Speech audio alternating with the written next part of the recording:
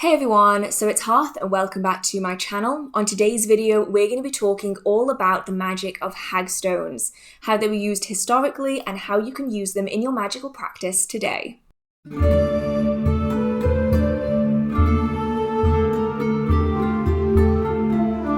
use of hagstones has been documented for hundreds of years. In this video, we're primarily going to be focusing on their use within the British Isles, but I'm sure with a bit of research you'll be able to find lots of information from further afield. Hagstones are used for many different reasons, and they're one of the most interesting magical tools in my opinion, because they have so many uses. It is an extreme range of different practices that these have been documented in, and they've even been seen within notable books such as the Mabinogi, which to me makes them so much more interesting than most other magical tools. For those of you who aren't already aware, a hagstone is, you guessed it, a stone. But they aren't just any stones. They're stones with natural holes running through them. These holes are usually created by the process of running water, whether that is a stream or a river or through the oceanic tides. You can sometimes find them around the coast of the British Isles, and I've had great fortune to find a few of them myself. Some people will also say that stones with holes created through invertebrates or mollusks also class as hagstones. But this is very debated. Primarily, it is stones that have holes created through the action of water. These stones go by many different names. The most notable ones are hagstone and holy stone, but they're also referred to as fairy stone, seer stones, sight stones, eye stones, as well as adder stones, hex stones, and far more. And you'll find that the use of these stones varies depending on the county and the area in which you are, and so the names are usually associated with what these stones were used for.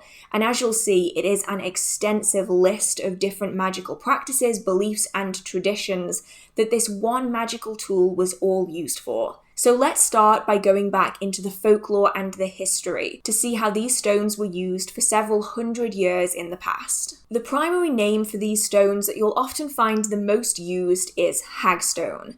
Now this comes down to the idea that hagstones are powerful protective amulets. They can protect the wearer or the owner from harm, from witches, from spirits, from illness, and also from death. The name hagstone gives us an idea of what the people of this time period really feared. They feared witchcraft, negative magic, the spectral hags that caused them torment during their waking and sleeping lives. Now, it's important to remember here that the term witch has been reclaimed. Today it is used to describe a magical practitioner of witchcraft. But throughout history, individuals who practiced magical arts didn't refer to themselves as witches, and it was actually quite dangerous to refer to yourself as one. Instead, the term witch or hag was used to describe someone else, usually someone that they believed was practicing negative magic, or someone that they believed to be a witch or a baneful, malicious magical practitioner. The term witch was very dangerous, and for the most part, the practitioners themselves never referred to themselves as witches, and actually it's likely that many of the people that were accused of being witches were just in the wrong place at the wrong time. That being said, the fear of witchcraft and the fear of witches was rife, especially during the early modern period, and so we'll see a lot of this being translated into the protective magic that hagstones were believed to have. The ironic thing about it, though, is that hagstones are used both by those protecting against witchcraft and also by those who practice it, and most of the people who still use hagstones to this day are actually magical practitioners who often refer to themselves as witches, which I always just find so entertaining. Hagstones were often used by those who wanted to protect themselves from baneful or malicious magic, and they were used very frequently up until relatively recently by many communities that are more rural, more distant from cities, and based more on an agricultural lifestyle. We often find documented that these hagstones were worn by farmers and worn by everyday people as a way of protecting them from the day-to-day dangers of witchcraft. They were also used primarily within farming and within farm environments as a way of protecting livestock. Horses and cattle often wore hagstones around their necks. They were often secured onto the keys of a barn or kept on stable and barn doors as a way of protecting the animals inside from being hag-ridden or tormented by negative witchcraft.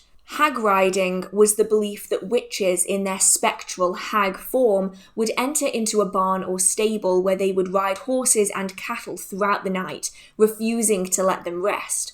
By the next morning, the cattle and the horses were so exhausted they weren't able to do any work on the farm, and so it was a detriment to the farm itself and also the livelihood and the health of the animals and the people relying on them. Being hag-ridden was a real fear for many people, especially when they were living on the breadline. They required these animals in order to sustain themselves and their communities, and so great time, effort and expense was given to protect particularly horses from being hag-ridden. But it wasn't just horses that needed protection from witchcraft, it was also cattle and hens. It is said that if witchcraft is found within an area, the hens will stop laying, the milk will go sour, and milk will never turn into butter.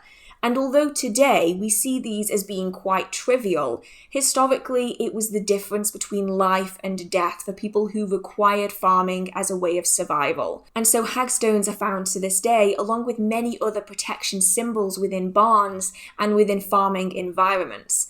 And this especially is amplified by the superstitious nature of many very rural farming areas during this time period. But it wasn't just witchcraft during the day that you had to worry about, it was also during the night as well. For many, the fear of encountering a nightmare was a very real one.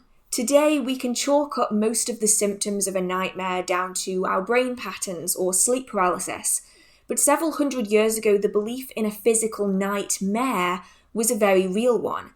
This was a spectral form. Sometimes it was a witch, sometimes it was a spirit, sometimes they were very ugly, sometimes they were very beautiful, who would come into your room at night and sit on your chest, giving you terrible dreams and spectral images that you could never shake the next day.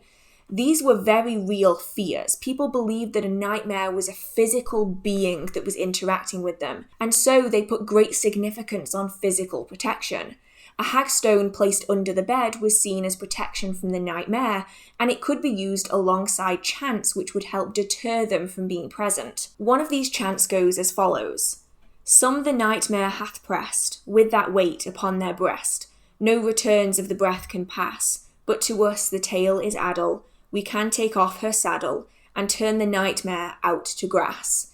This is one of many different chants that we found all about deterring the nightmare, and it can be used alongside other protection charms, including hagstones, or as a standalone protective chant. Hagstones were often hung around liminal spaces and entryways in the home, including fireplaces, doors, and windows, not only to protect against witches and spectral hags, but also to protect against the fair folk, also known as fairies. In previous centuries, the belief in the fairy faith was very prevalent. Fairies were not just found within bedtime stories and fairy tales.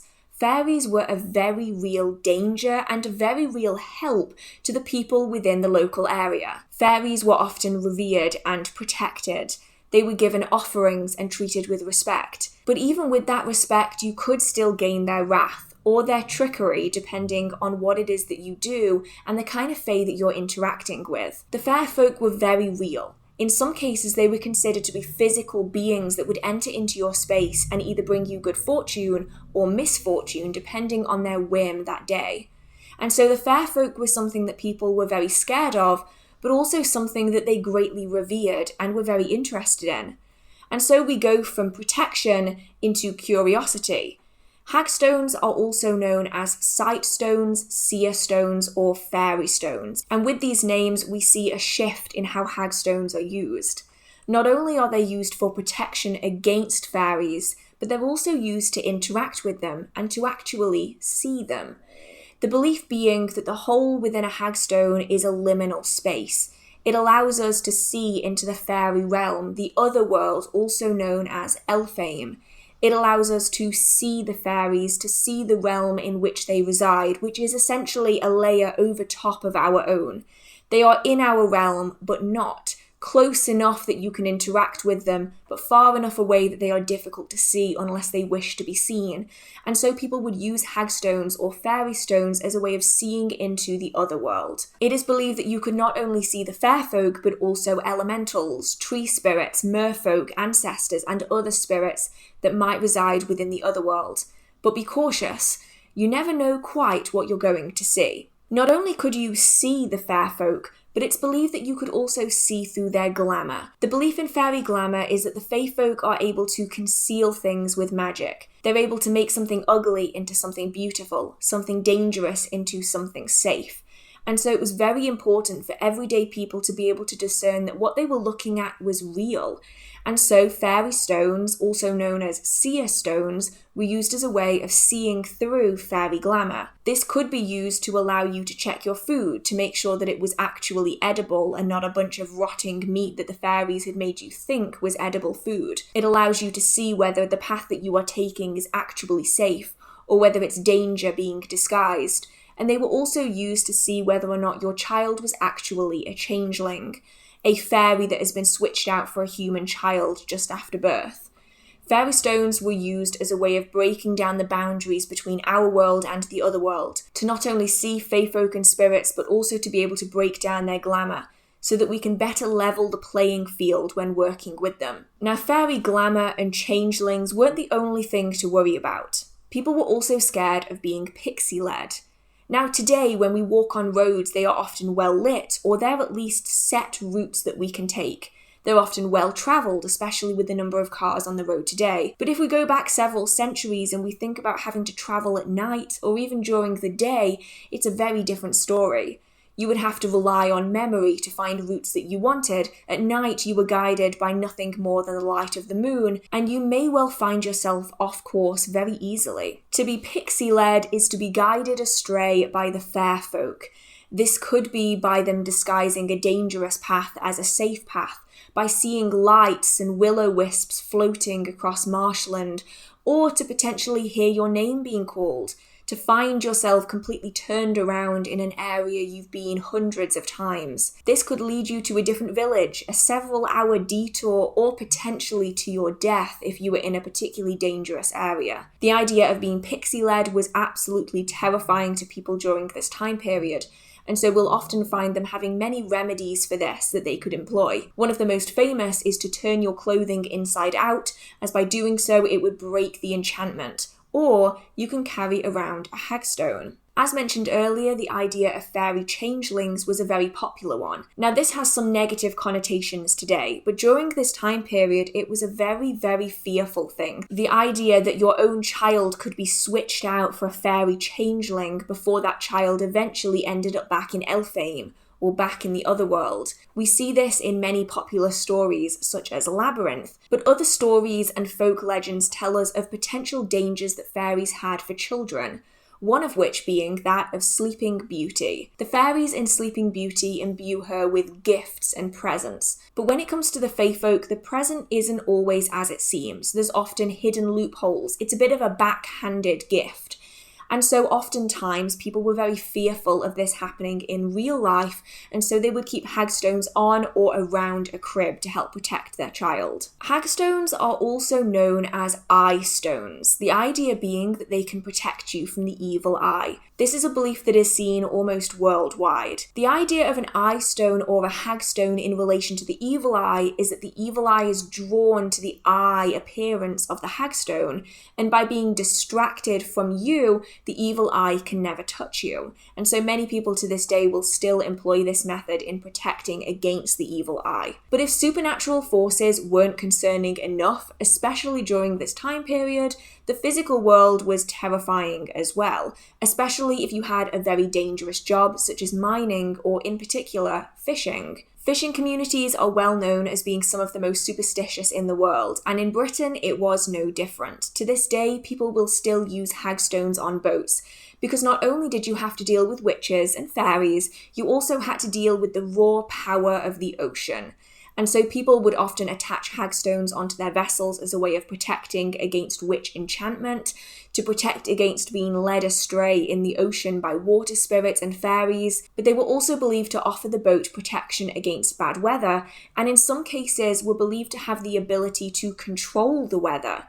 We do see this several times within fishing communities, particularly in the use of witches' ladders or cord magic, knot magic, where a magical practitioner, sometimes referred to as a peddler, would trap the wind, trap the power of the weather within the knots, and when a sailor or a fisherman needed the assistance of the weather, they would undo one of the knots, release that magic, and allow the boat to sail smoothly and swiftly out of harm's way. Hagstones were believed to act in a similar way, and potentially gave the wearer or the user the ability to control good and bad weather, which I think is really interesting because it's really only in the fishing world that we see this occur as frequently as it does. There is one quote that I found from an article called "Witched Fishing Boats in Dorset," and the quote gives us some indication of how deeply ingrained this belief ran. The quote goes as follows: "Well within my remembrance, I think in the 40s, certainly in the late 30s, it was not uncommon for rowboats at Weymouth to have holy stones tied to nails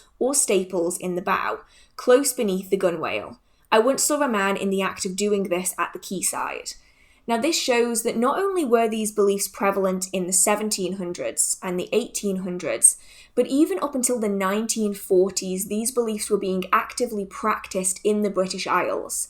And we'll often see that although the 1940s seems very modern, in particular jobs and environments that were dangerous, such as mining or fishing, these beliefs still happen to this day. There are still people who take protection charms into mines. There are still people who use hagstones and protection charms on fishing vessels as well. Though hagstones were primarily used for protection, we can also see them being used for their healing and their fertility properties as well. Hagstones are also known as adder stones, and they're often used to protect against snake bites or to protect against snake venom. In the British Isles, we have just one native venomous snake, and that is the adder. And so many people would carry these stones around to help protect them from those. Now, the reason they're connected with snakes comes from a few potential origin stories. The first being that the hissing of a snake, the movement of the snake's tongue, is what cores a hole into a hagstone and creates an adder stone. The second is that several snakes together with their saliva create a shiny glassy stone with a hole in it that is then the adder stone. Now today we know that neither of these origin stories is accurate. We do see several of these documented within the British Isles, primarily within Wales and also further afield as well, which I find very interesting, though I wouldn't recommend using an adder stone as protection against venomous snakes or snakes in general. If you are going to use anything for their medicinal properties, make sure that you're using it alongside mundane medical means. And that leads me into the idea of them being able to amplify fertility. Now, these hagstones were often tied onto the bedpost of a couple that wanted to conceive a child, but hagstones were also used to walk through. Now, that might sound counterintuitive. We think of a hagstone as being something quite small, but actually hagstones can be very large enough to crawl through, large enough even for two people to walk through them. And these much larger hagstones were crawled through by a couple holding hands as a way of bringing about fertility. And if in a year the couple still hadn't conceived a child, they would undertake it again until they did. The idea of crawling through a stone is seen a lot within folk medicine, and we see it again in the curative properties of hagstones. The belief being that if you were to crawl through, or if you were to pass an infant through the hole in the hagstone several times, it would remove any illness or ailment from that person. Now, there's a few underlying beliefs as to why this might occur. The first being that the magical curative properties of a hagstone might remove the illness from you as you pass through it.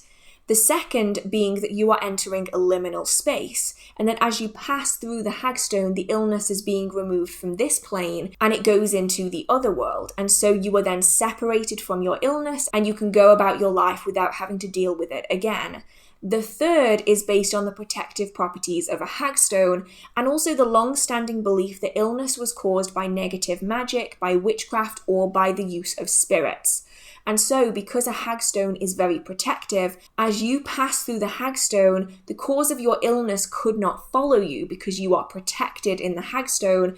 And so when you leave the other side of it, your illness, the spirit, the magic that caused it is left behind. And so you can go about your life without the illness anymore. If you would like to learn more about folk medicine, I will link the episode of my podcast where I spoke all about it in the description box, just to give you a little bit more context.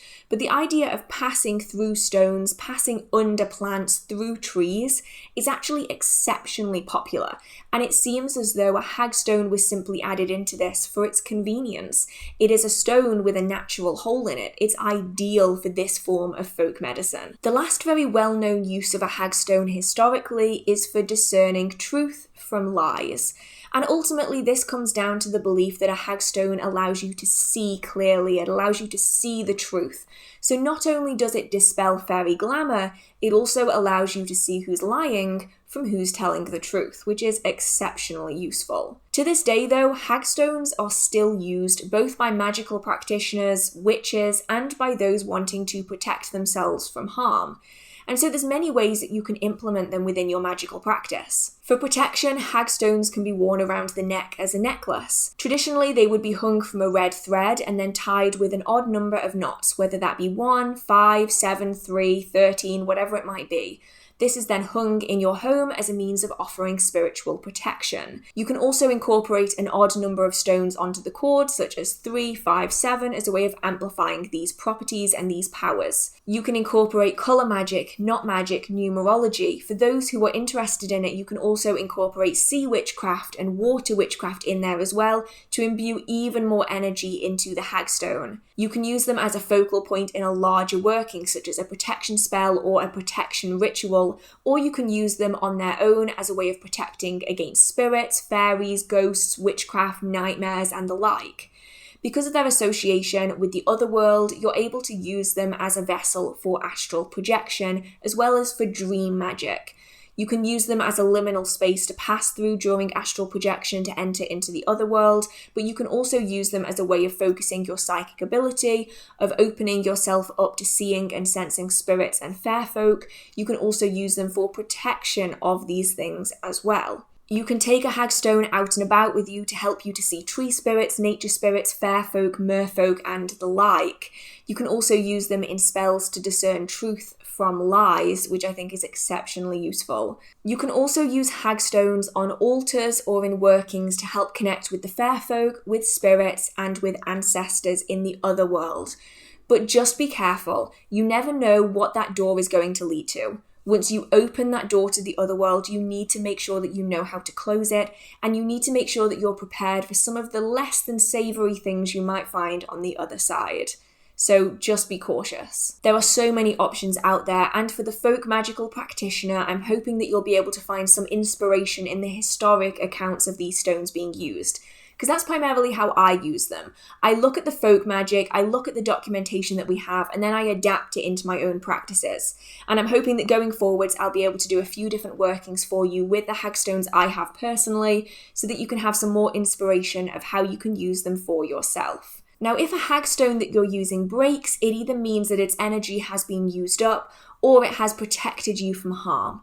And so if you do have a broken hagstone like I do personally, I would recommend returning it to the water from where it came, or at least water in some way. The hagstones that I have in my own collection all come from the south coast. But because I don't live on the south coast, I'm going to be returning the hagstones to the nearest body of fresh running water that I have access to, so that the energy can return back to the water. This ultimately leads me to a question. How do hagstones have the powers that they have? Where does it all come from? And the answer is that we don't really know. There are many ideas floating around. 3 of the most popular are that the constant energy that caused a hagstone to become a hagstone, the process of the water to push a hole and erode a hole into the stone, imbues the stone with a great deal of energy. This energy can then be used within protection, within manifestation, within fertility, as a way of powering the stone and powering the magic within it. The second idea is that the use of the water element imbues the power of the element into the stone. And that's because all of the properties that we find within hagstones are also the properties of the water element. It is said that spirits cannot pass over running water, that witchcraft and negative magic is washed away by water. Water is a cleansing agent. It's also very protective, very nurturing. It's a fertile energy, and also, especially within Celtic regions, we see it being used as access to the other world. The idea of the Lady of the Lake. Lakes are passages. Running water is a passage to the other world. And so all of the associations with hagstones can also be very closely tied with the associations of water. And lastly is the idea that hagstones actually don't have any power in themselves. They are simply vessels for the liminal space within them. The whole acts as a tiny liminal space. And so the energy of the hagstone might actually simply be energy that is being drawn from the other world into our world that we can then put to use. But really, regardless of where the power of hagstones comes from, regardless of whether or not you believe hagstones to have any power at all, I think we can all admit that the stories and the information historically about hagstones is really cool. I love looking into the history of tools like this because it varies so dramatically. Between villages in the same area, the use of hagstones can be completely different because ultimately travel and communication was not as easy as it is today. It would be very difficult to go from one town to another, from one county to another. And so ultimately you find these small traditions forming within set communities, and everyone within that community uses the hagstone the same way. But you go to a different village and they use a hagstone a completely different way, even if they're only a few miles apart. It's what makes folk magic so fascinating, is that it can be so varied depending on where you're looking at and the different areas that you're focusing on. So with that being said, I hope that you did enjoy this video all about hagstones. I hope that it gave you even a little bit of information on the subject.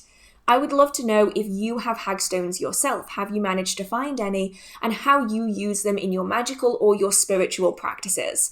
Or do you just use them as pretty decorations? Because that's okay too. Feel free to put that down in the comment section, along with any other questions, concerns, video ideas, anything else you want to talk about.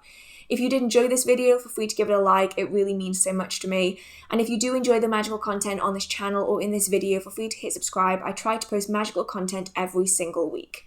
So with that being said, I hope you have a marvelous magical day. I hope you're all staying safe, and I will see you in the next video. Bye! Okay. Shuffle, shuffle. Zoom, zoom. That's not as tall as it usually is. Down a bit. Up a bit. Can you see any of this stuff? I have a pile of coats right there. Turn this on. Still haven't got new batteries for it. Is there much point in it being on? Probably not. It will probably die whilst we are filming this. Okay. Today's video has been one I scripted months and months and months ago, and I've been putting off for one specific reason. It is so podcast-like.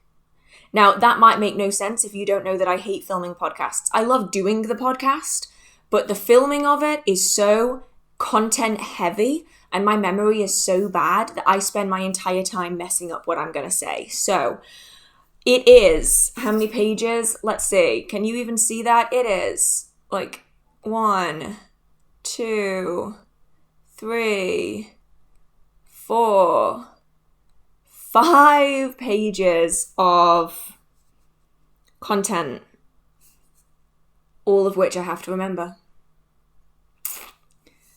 This is going to be fun. Did I film that entire video again because I had lipstick on my teeth the first time? Yes. Have I been sitting in this spot for an hour and a half talking constantly? Yes. Is it raining outside and all I want to do is sit looking out into the rain? Yes. So I'm going to finish this up. I actually have my hagstones here, but I realize that I'm just too far away from the camera to get a good photo, so I need to get some photos of that. I need to sort out the thumbnail. It is currently Monday. I need this video to go up on Sunday. No, I don't. I need to get this video up on Wednesday.